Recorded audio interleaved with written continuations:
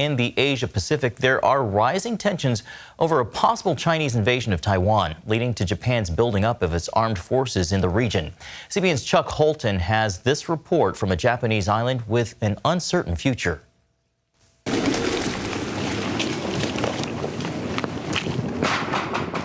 Japanese and American troops are preparing for possible military action.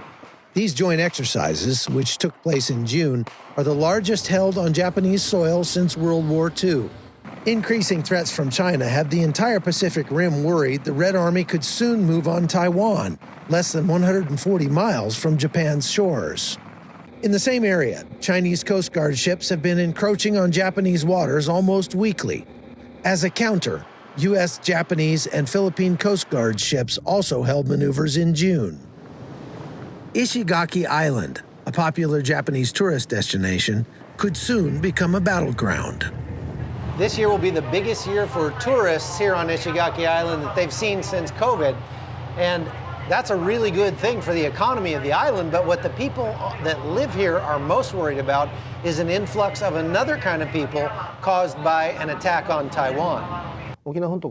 We are concerned about an influx of refugees in the event of an attack, because we are the closest island to Taiwan. This is an example of China trying to change the status quo by force. To counter the threat, more soldiers are being moved to bases in the south of Japan. This new military base just opened here on Ishigaki Island. It's one of the closest ones to the Chinese coast and to Taiwan. It's one of 4 bases that's been built recently to counter the threat from China. This one will be home to more than 500 troops. Most of the people on this island are very pro-military and very happy to have this here, but some people are not, and it's not so much the base itself, it's the kind of troops that they plan to station here. Locals have been staging protests here because they fear the presence of Japanese artillery batteries would only make the island a target. Some say it will increase tensions, but I believe it is necessary to strengthen our defenses. This former Japanese general agrees. If Taiwan is annexed, the Chinese army will be stationed there, and we could lose control of the sea lanes that provide 60% of Japan's energy and 40% of its food. So there is already an emergency in Taiwan, and an emergency in Taiwan is an emergency in Japan. But that doesn't mean Japan is looking for a fight. So Japan, it seems to be building up more troops or military.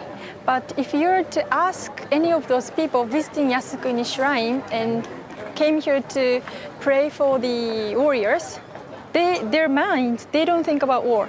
Like if you ask, what do you think about war? Almost all of the people would say, no way.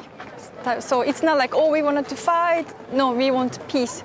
So we want to pay respect and peace. So we come here to wanting for peace. No matter how likely there is to be a war, our job is to stop it. To ensure China's president doesn't miscalculate like Putin did. The point is that if China invades Taiwan, the United States and Japan will have the ability to counter that together.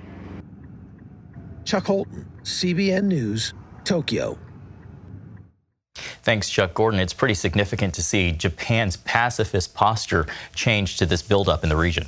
It used to be part of their constitution that they were pacifist, and that was all as a result of what was called Imperial Japan and their expansion into Korea, the war with China. All of that is less than 100 years ago.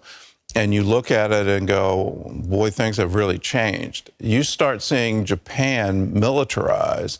They're doing it in response to Chinese aggression, which has been unprecedented.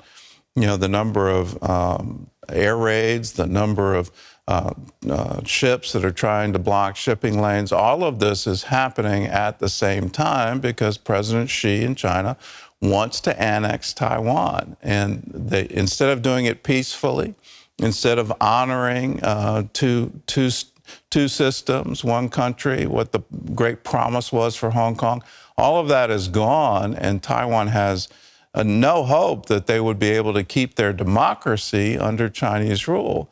So we're looking at war, and we have to make sure that they know, China knows, don't miscalculate like Putin did in Ukraine. This isn't something that is going to go down easy. Japan will come to the rescue of Taiwan. And the United States, our president has said, yes, we've signed an agreement with Japan where we can base Marines in the islands and base artillery there. And that is what we're seeing played out. This was all signed a year ago, and now we're seeing the exercises, now we're seeing the equipment being delivered. I hope China gets the message, and I hope they stand down and say, there's another way here. You can have peace with Taiwan, joint systems, and get along.